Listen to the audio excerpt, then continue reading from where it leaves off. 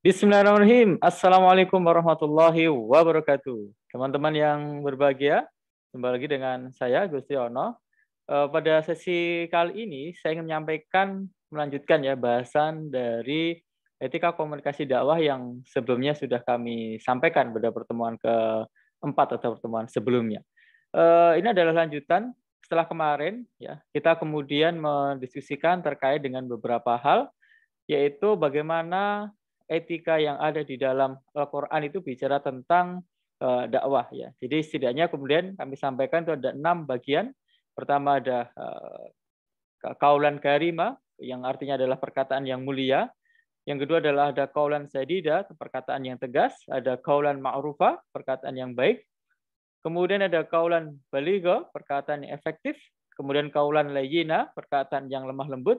Dan terakhir adalah ada perkataan kaulan maisuro atau perkataan yang menggembirakan.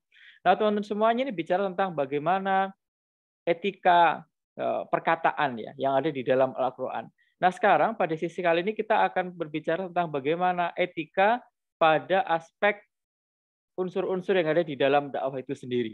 Nah, sebelum itu saya ingin kemudian mengawali dari bagaimana sebenarnya dakwah yang harus dilakukan oleh seseorang itu harus kemudian dilakukan dengan yang namanya ilmu. Ya. Jadi orang yang kemudian memiliki minat ya, terjun ke dunia dakwah diwajibkan apa? Memahami aturan dan mekanisme dakwah secara utuh dan sempurna sebelum kemudian lebih jauh mempraktikannya. Tapi satu hal yang perlu dipahami bahwa jangan menunggu kesempurnaan. Kalau kemudian kita nunggu sempurna, sempurna banget, sempurna sekali, maka nanti orang jadi minder, orang jadi nggak ada yang kemudian berdakwah karena orang merasa dirinya belum sempurna. Ya, sehingga teman-teman semuanya dalam konteks ini jika orang itu ya belum menguasai ketika kemudian dia ingin menyampaikan dakwah khususnya berkaitan dengan etika dan estetika dakwah ya artinya bukan hanya proses atau hasilnya tapi kemudian juga seringkali bicara pada bagaimana buruknya citra Islam, bagaimana buruknya citra dakwah ataupun kehidupan keagamaan pada umumnya.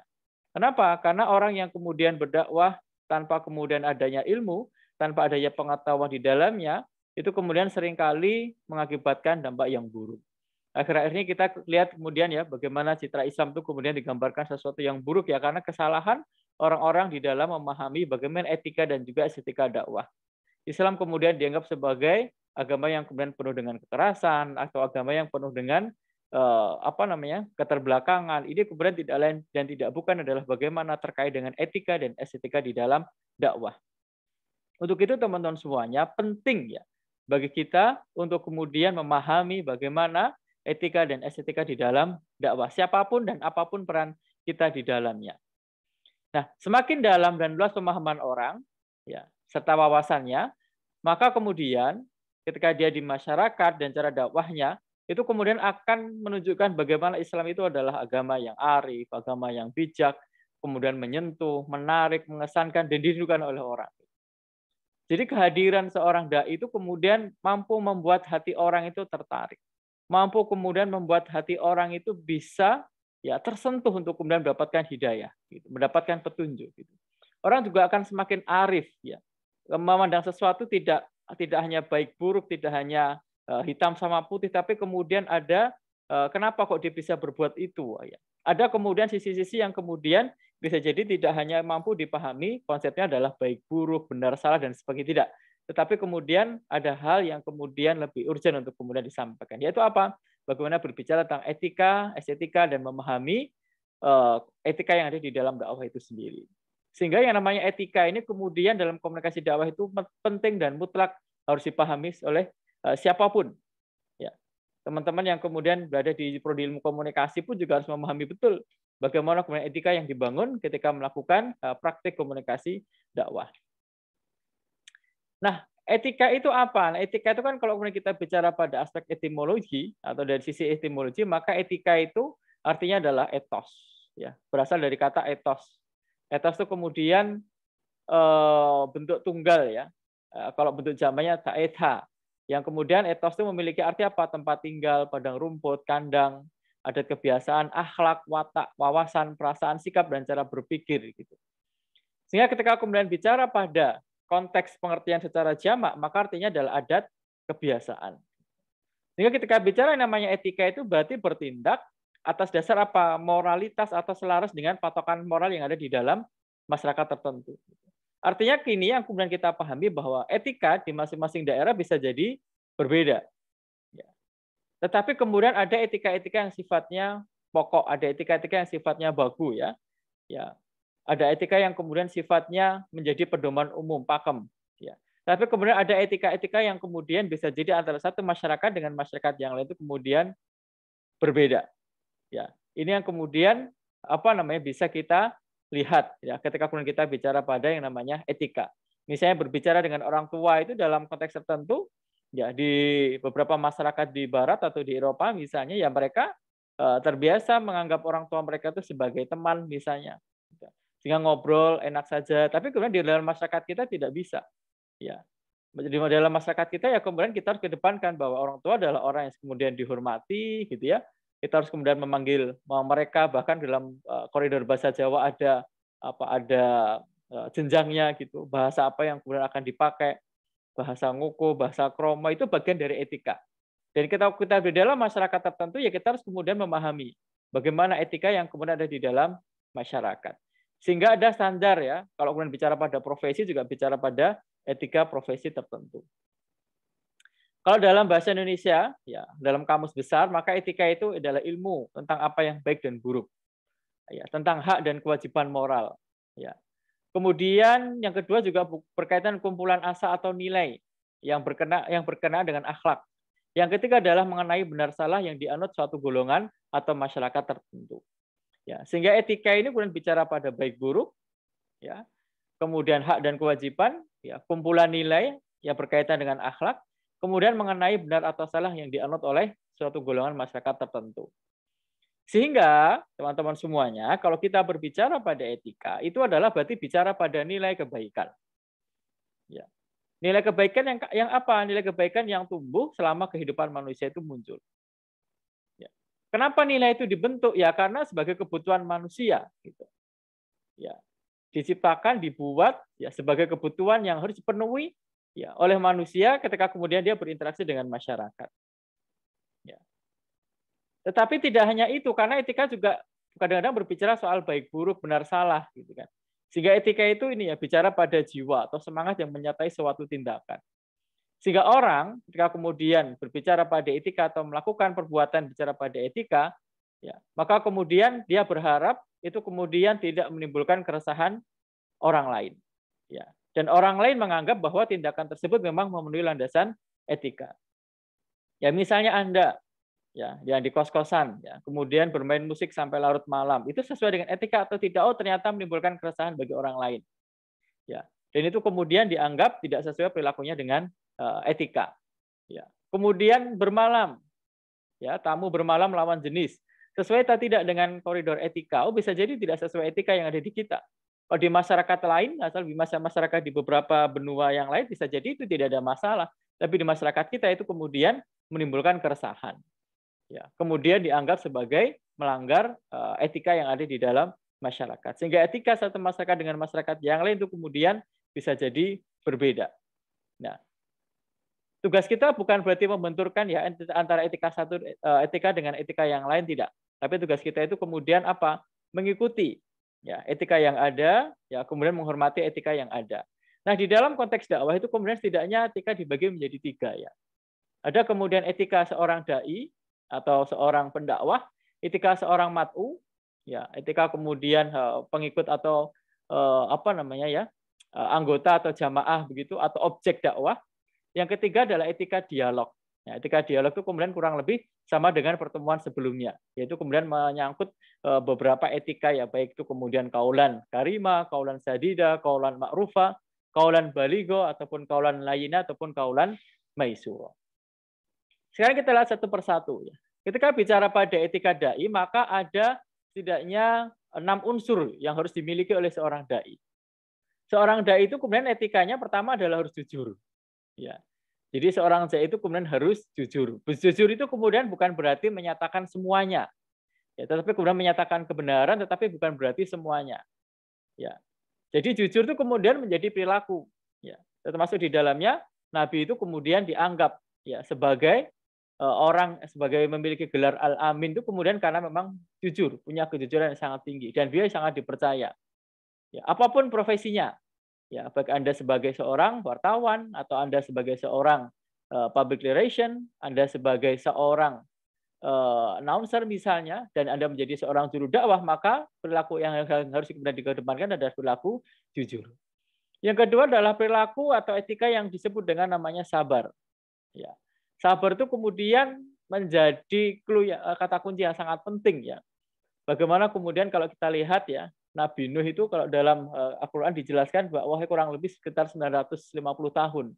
Tapi kemudian ternyata umatnya ada sekitar 80 sampai dengan 90 ya. Artinya kemudian dalam waktu 1 tahun, dalam waktu 10 tahun hanya kemudian mendapatkan 1 orang mat'u atau 1 orang pengikut.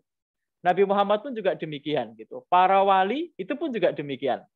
Ya, para wali songo, kemudian Kiai Haji Ahmad Dahlan yang mengembangkan Muhammadiyah pun juga kemudian melakukan hal yang sama. Baik itu kemudian bicara pada aspek kesabaran. Ya, karena bisa jadi godaannya bisa bermacam-macam.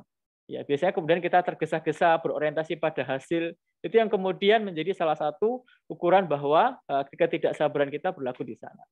Yang kedua juga harus menebarkan sikap kasih sayang. Ya, maka kemudian katakan bahwa Islam itu adalah agama yang rahmatan lil alamin, menebarkan kasih sayang. Ya, kemudian agama yang kasih sayangnya tidak hanya kepada orang Muslim ya, tapi kemudian juga kepada orang di luar Islam. Orang non-Muslim juga harus kemudian dibagi kasih sayang. Maka Allah itu kemudian punya sifat Ar-Rahman dan Ar-Rahim. Ya. Sehingga kemudian bicara pada rahmat ini, ya, yang bisa jadi mengetuk hati orang untuk kemudian bisa berbicara atau kemudian bisa kemudian mengajak dialog dengan kita. Ya, saya kemarin beberapa hari yang lalu kemudian diajak dialog ya oleh salah seorang teman saya yang beliau dari agama non-Muslim. Kemudian berdialog tentang bagaimana konsep agama dan ketuhanan. Maka kemudian kami ceritakan bagaimana konsep Islam itu kemudian seperti apa. Saya kemudian tidak mengajak dia untuk kemudian ya kamu harus masuk Islam dan sebagainya, tidak. Tapi kemudian ini bagian dari bagaimana dialog yang kemudian perlu saya lakukan dengan dia. Gitu. Karena itu bagian dari sharing kasih sayang yang kemudian yang ada di dalam Islam itu seperti apa. Gitu.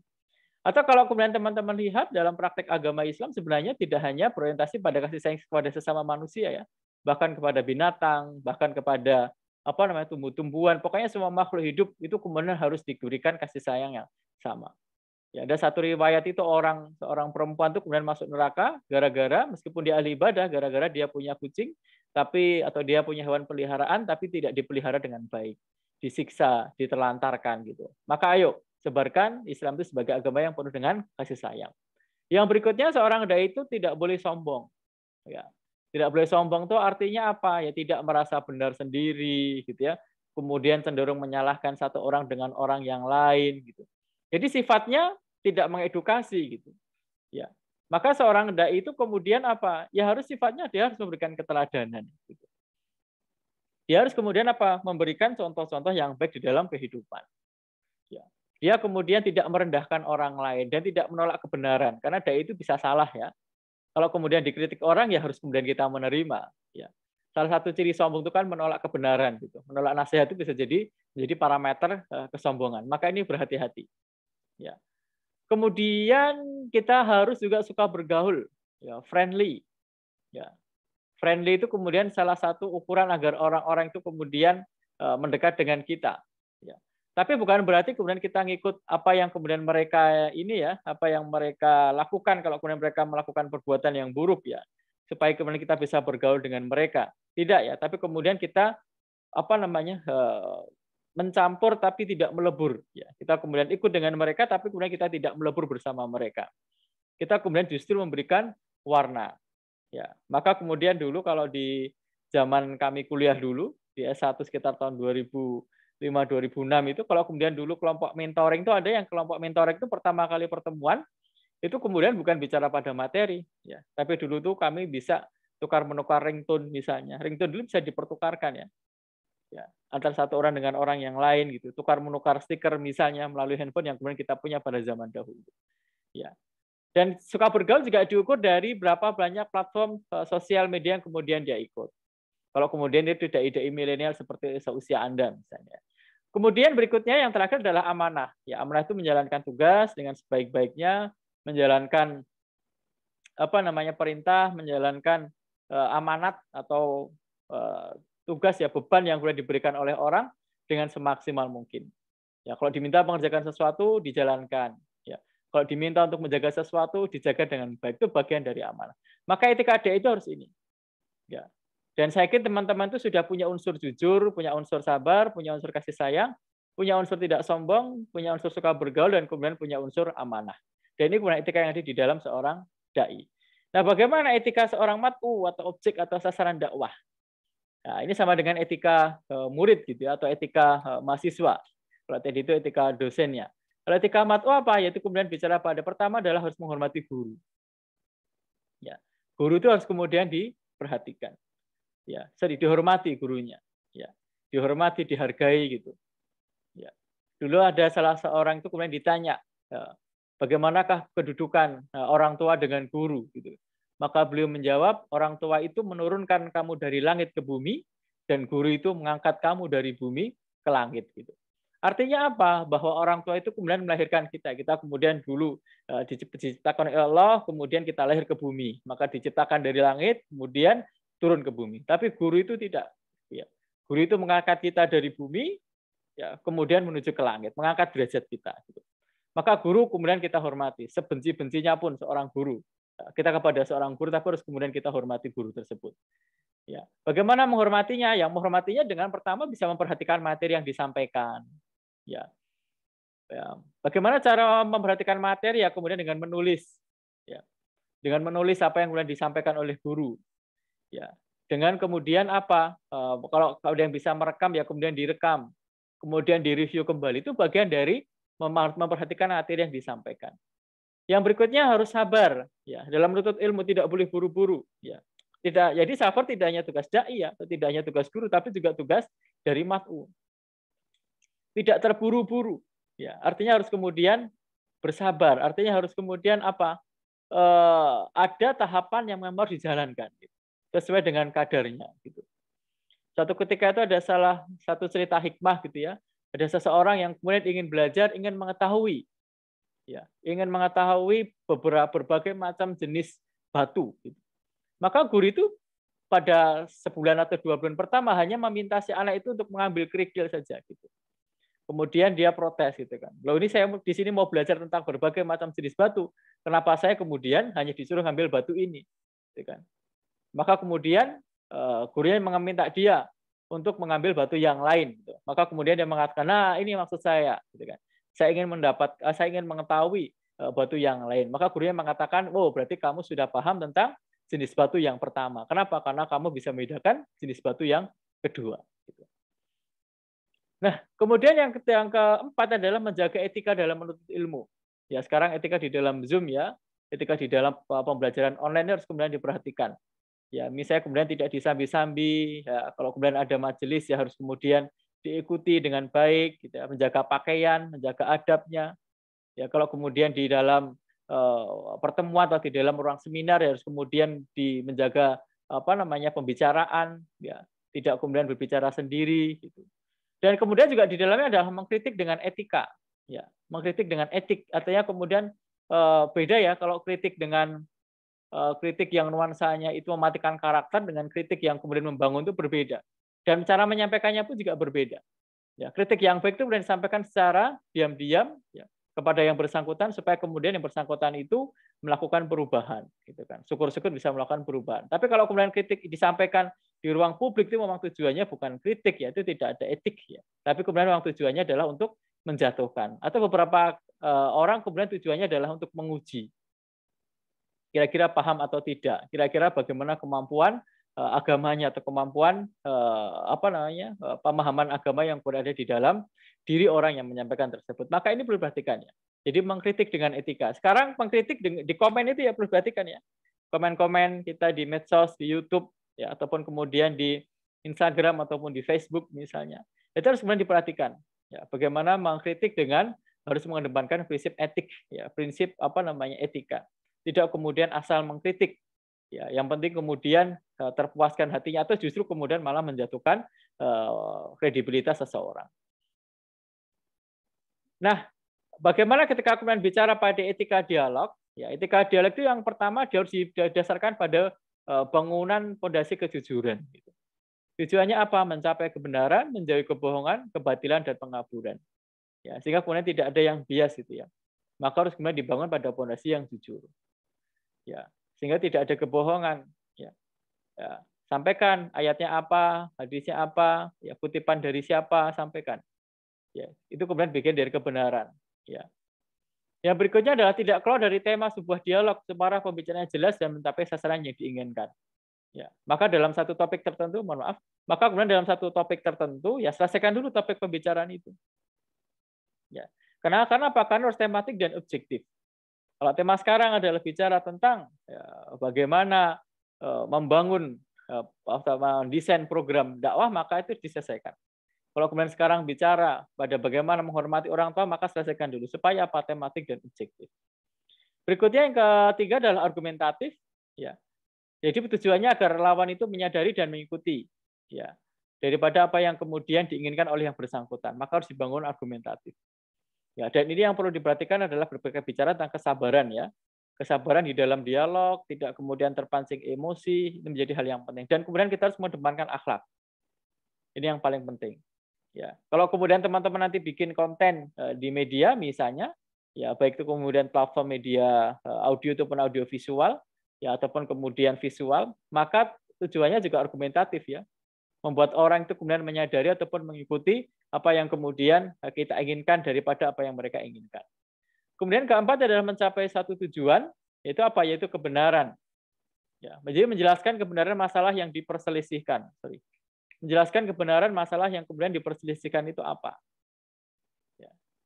Karena tujuannya ini, tujuan dakwah itu mencapai kebenaran. Gitu. Dan kemudian juga tawadhu. Nah ini yang paling penting ya, tidak merasa paling benar dalam berdiskusi. Karena bisa jadi pendapat teman lain itu kemudian lebih benar. Tapi karena kita itu kemudian ego kita tinggi, ya kita mengabaikan kebenaran mereka. Dan kemudian kita merasa, pokoknya kita yakin bahwa pendapat kita paling benar, kita kemudian tidak lagi berpikir pada ilmu, tapi hanya egoisme kita saja di dalam diskusi. Dan ini harus kemudian dihindari. Ya. Sehingga kemudian kalau ada yang bikin konten dan sebagainya kan kadang dituliskan ya, jika ada apa-apa, kemudian bisa komen atau kemudian bisa memberikan masukan dan saran dan sebagainya. Itu menjadi salah satu elemen yang paling penting. Ya, kenapa? Karena tidak merasa paling benar di dalam berdiskusi atau di dalam menyampaikan pendapat atau menyampaikan pesan-pesan dakwah. Ya, sehingga teman-teman semuanya, ketika kemudian kita mampu menerapkan kode etik dakwah, ya, itu apa? Yaitu kemudian ada kemajuan rohani. Kenapa? Karena penuntun kebaikan itu dan di rohani. Ya. Kemudian juga bicara pada apa? Kesempurnaan iman. Ya. Bicara pada aspek yang kita kenal dengan namanya kesempurnaan iman dan kerukunan antar umat beragama. Ini ujian kita ya. Ya. Jadi ujian kita yang paling berat sekarang bicara pada kerukunan antar umat beragama dan juga kerukunan inter umat beragama. Ya, ini yang sekarang sedang digoyah ya. Islam dibenturkan dengan Islam sendiri, Islam kemudian dibenturkan dengan agama-agama yang lain misalnya. Dan ini atau agama lain kemudian membuat atau memicu konflik dengan Islam misalnya. Dan ini yang kemudian harus kita hindari. Ya. Jangan sampai kemudian ya pada aspek ini ketika etika nanti tidak berjalan maka kerukunan antar umat beragama itu akan tercederai. Yaitu apa? Menyalahkan satu orang dengan orang yang lain, ya kemudian merendahkan agama orang lain. Kalau di dalam interumat beragama merendahkan golongan yang berbeda dengan golongannya, merasa paling berjasa, mengantarkan Islam di NKRI misalnya, merasa kemudian paling berhak menguasai salah satu tempat-tempat tertentu, ya merasa paling berhak kemudian mendapatkan posisi jabatan tertentu. Ini yang kemudian bisa memicu konflik di antara inter religion atau inter umat beragama yang ada di negara kita. Ya, maka teman-teman semuanya, kalau etika kita jalankan, maka kemudian dakwah akan kemudian menjadi lebih baik dan tentunya menjadi lebih positif ya, sehingga mempunyai asar-asar itu bekas ya. Jadi bekasnya itu positif. Ya, maka ayo ini di era zaman sekarang, maka semua orang berhak untuk berkewajiban ya untuk kemudian menyampaikan pesan-pesan dakwah dengan berbagai macam media yang ada. Kalau kita di komunikasi mungkin secara kualitas kita tidak kredibilitas ilmu kita kurang, maka kita bisa berkontribusi di dalam meng-create pesan-pesan dakwah sehingga kemudian mampu dipahami oleh orang, mampu kemudian bisa dinikmati oleh orang ya, dan orang kemudian bisa jadi tergerak dari praktek agama yang kemudian kita lakukan. Sekian yang bisa kami sampaikan pada kesempatan sesi kali ini. Semoga bermanfaat. Nasuminallahi wa fatkun qarib. Assalamualaikum warahmatullahi wabarakatuh. Terima kasih.